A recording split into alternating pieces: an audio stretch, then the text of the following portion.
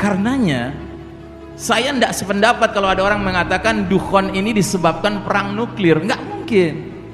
Senjata nuklir itu bikinan manusia kafir lagi. Mana mungkin dia punya kecerdasan, asapnya bisa membedakan orang beriman, orang kafir, orang munafik. Nah, yang paling penting menyadari akibat dan dampak dari dukhon dan hantaman keras ini, Pak. Ada beberapa dampak dan akibat. Yang pertama, akan terjadi vast continental landslides, pembenaman bumi berskala benua. Yang kedua, akan terjadi significant depopulation. Populasi planet bumi ini berkurang secara signifikan. Banyak yang tewas. Yang tewas karena hantaman batu kerasnya maupun karena pembenaman bumi ini.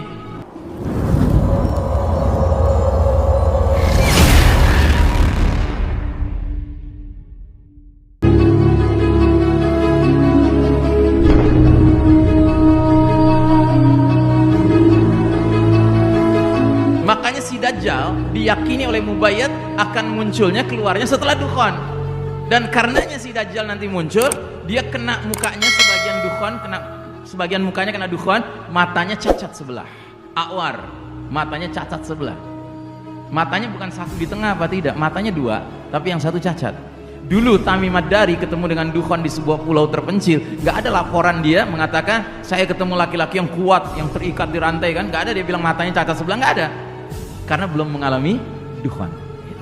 Sedangkan Ibnu Umar menerangkan bagi orang-orang, ya, jadi kalau dukhon asap ini masuk ke telinga orang kafir dan munafik, kepala mereka akan dirasakan seperti kepala hewan terpanggang, ya. Jadi ini azab, Pak. Azab yang berarti makhluknya sama, kabut asap, tapi perlakuannya kepada orang beriman beda dengan kepada orang kafir dan orang munafik. Masya Allah.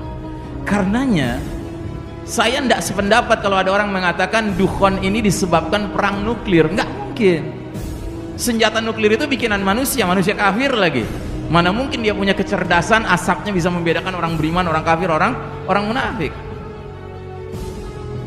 Nah, yang paling penting menyadari akibat dan dampak dari dukhon dan hantaman keras ini, Pak. Ada beberapa dampak dan akibat. Yang pertama, akan terjadi vast continental landslides, pembenaman bumi berskala benua. Logikanya begini, bayangkan kalau batu itu jatuhnya di tengah-tengah Samudra Pasifik, dia menimbulkan mega tsunami bergerak ke kanan, tentu dia akan membenamkan wilayah barat, Amerika Utara dan Amerika Selatan. Dia akan bergerak ke kiri, tentu dia akan membenamkan wilayah Asia Timur, ya. Sehingga kita tidak bermaksud memastikan, Pak, cuman kita khawatir pembenaman bumi di timur dan di barat akan meliputi wilayah ini, Pak, sehingga dunia ini petanya jauh berkurang. Dan tentunya ketika tsunami-nya menghantam wilayah ini dan ini, daerah dataran tinggi, gunung-gunung, ya tentu masih tersisa lah, karena gunung kan lebih dari ratusan meter, kan ada yang ribuan meter, kan gitu. Cuma jangan salah, seandainya ada di antara kita berpikir, oh kalau gitu Ustadz, saya akan bangun kampung akhir zaman, evakuasinya ke Gunung Merapi misalnya gitu, silahkan. Cuma tolong sadari, sekarang dia Gunung Merapi, nanti jadi Pulau Merapi, tiba-tiba Anda dikelilingi oleh air. Ini yang pertama. Yang kedua, akan terjadi significant depopulation. Populasi planet bumi ini berkurang secara signifikan. Banyak yang tewas. Yang tewas karena hantaman batu kerasnya maupun karena pembenaman bumi ini, ya. Ini kan wilayah ini kan penduduknya banyak, Pak. Yang kuning ini saja banyak penduduknya. Negara mana nih? 2 miliar ya, Pak. Saking banyaknya udah mulai ditransfer ke sini, kan gitu. Nah, kalau Anda ngerti skenario akhir zaman, Pak, Anda nggak panik. Anda akan bilang, oh silahkan datang ke sini, toh kalian bakal tenggelam juga. Cuma pertanyaan berikutnya, kitanya kemana? Itulah yang jadi pertanyaan. Nah, kitanya harus menempuh jalan yang ditempuh Nabi dan para sahabat. Hijrah. Hijrah kemana? Hijrah ke tempat pemimpin kita akan muncul. Pemimpin kita siapa? Siapa pemimpin kita? Al-Mahdi. Munculnya di mana? Senayan. Di mana munculnya? Di Mekah, ya. Nanti kemudian di Syam. Jadi awalnya dia di Mekah, ya. Nanti dia akan ke Syam, mendirikan khilafah ala minhajin nubuwah dengan ibu kota awalnya Damaskus, ibu kota terakhirnya Baitul Maqdis. Gitu. Berarti kalau kita mau hijrah kemana? Ya ke situ. Ya. Kemudian yang berikutnya akan terjadi apa? Global famine, kelaparan secara mendunia.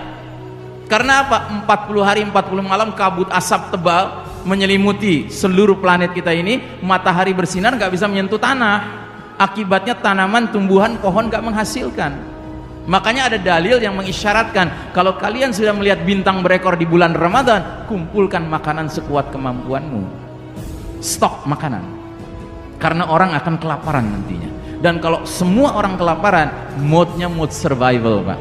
Survival itu artinya apa? Struggle of the fittest. Siapa kuat dia dapat. Sampai ke tingkat akan berbunuhan untuk memperebutkan makanan. Makanya penting kita bikin kampung akhir zaman, Pak. Sesama orang mukmin saling melindungi, ya kan, untuk menjaga makanan kita bersama, ya. Dan orang-orangnya harus terlatih untuk melawan pihak-pihak yang mau merebut makanan kita.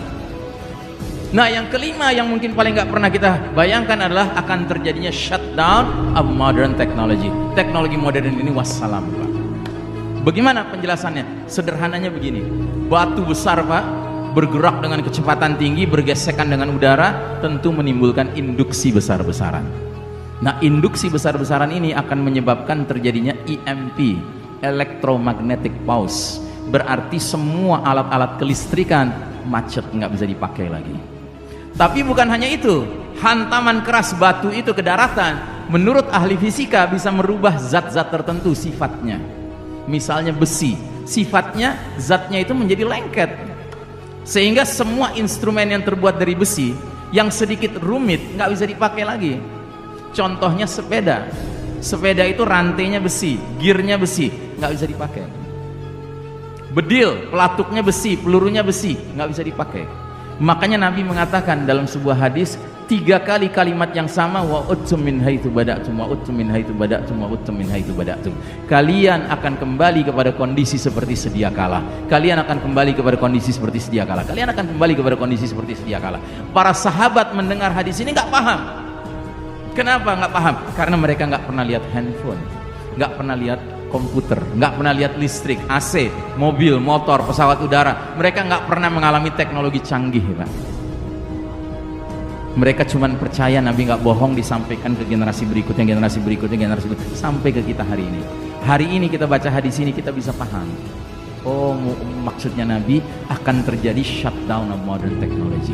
Cuman setelah paham mau apa? Mau percaya lalu mempersiapkan anak istri, atau mau meragukan dan masuk lubang biawak? Karena begitu terjadi shutdown, dia bukan hanya terjadi di negeri kaum muslimin, Pak, di seluruh dunia shutdown. Maka umat Islam kalau itu terjadi bisa istirahat. Istirahat dari apa? Dari perlombaan mengejar ketertinggalan di bidang teknologi menghadapi barat kafir. Sebuah perlombaan yang mustahil kita menangkan. Karena apa? Karena barat kafir nggak akan rela. Jangankan kita menang, Pak, setara sama mereka saja nggak boleh. Mereka ini zalim, Pak, barat kafir ini. Maka shutdown of modern technology adalah pertolongan Allah bagi kita. Sehingga nanti tiba-tiba kita umat Islam dengan barat kafir menjadi setara, Pak. 0-0 situasinya, ya. Kayak ngisi bensin di pom bensin, ya kan? Petugasnya bilang, Pak, 0-0 ya, Pak, gitu, ya. Dan kalau kita dengan barat kafir sudah setara, Pak, barulah kaedah orang Betawi boleh kita pakai, Pak. Lo jual, gua borong, gitu. Kalau sekarang kita ngomongnya saja, Pak. Di medan-medan peperangan itu umat Islam jadi bulan-bulanan, mujahidin jadi bulan-bulanan.